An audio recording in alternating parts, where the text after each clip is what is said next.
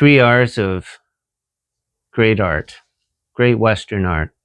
Raphael, Rubens, Rembrandt, in my opinion. Oh, Bob Ross? I'm just kidding. Three R's, Raphael, Rubens, Rembrandt. What do we learn from them? What can you take from them and grow as an artist? And why is it such a beautiful privilege to, in a sense, stand in their studio as though we are one of their students, one of their apprentices, and learn from them the way an apprentice might have done many years ago? Well, I love Raphael because of his delicate control on his subject. He did such a beautiful job that way, unlike anyone else, in my opinion. Michelangelo drew differently. Leonardo da Vinci drew differently than Raphael. And as Raphael progressed as an artist, his compositions became more complex, right up to the School of Athens, where you see architecture and perspective done perfectly in very complex ways. Even though it's one point perspective, it is very complex. But we learn so much. We learn so much from Rubens in his more loose expression of the gestural figure. And he opened the door from taking closed form and moving into open form, which was a different way of expressing art and so beautifully expressed by Rembrandt.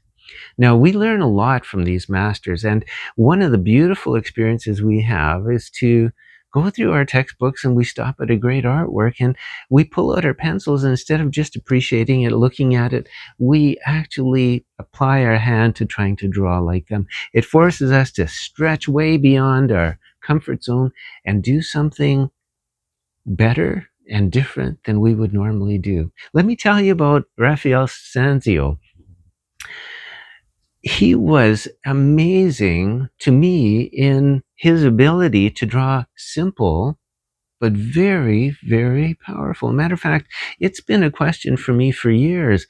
How is it that these old masters could do something quite simple in chalk or whatever, and it looks more powerful than what you see today in modern expression of drawing, right? How is it that they did that? Well, let's look at a few of them. Well, he knew the anatomy well. That's obvious. Look at the way he could draw the head from behind. He could draw the back of the ear, and you knew exactly where the face was. He just renders a little corner of the zygomatic process of the frontal bone here. And you know exactly what he's doing. Now, this was a study we did in the classroom. This is from a textbook I just cut out. And this is his drawing that we were trying to imitate. Why do we do that? Because we learn to see how a great master would have expressed himself and what makes them great. It's an intimate acquaintance with a great master. When we look at his contour work, he used multiple lines in a variety of weights. How did he do that? Why did he do it that way? In the positive space, he used line work and very selective use of mass drawing. This, to me, was the ticket as to how did they draw so powerfully and in such a simple way at the same time. To do this with a live study without photography and so on is quite remarkable, quite impressive. We learn so much when we stand in the shoes of these great masters because we grow with them. We grow and learn and extract what are the greatest things they've done and how do we learn how to apply it ourselves. In the studio, we enjoy these experiences.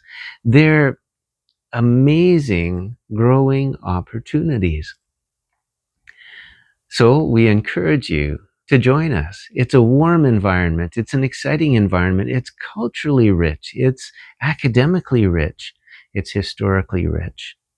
And please click on the subscribe, thumbs up, give us a like.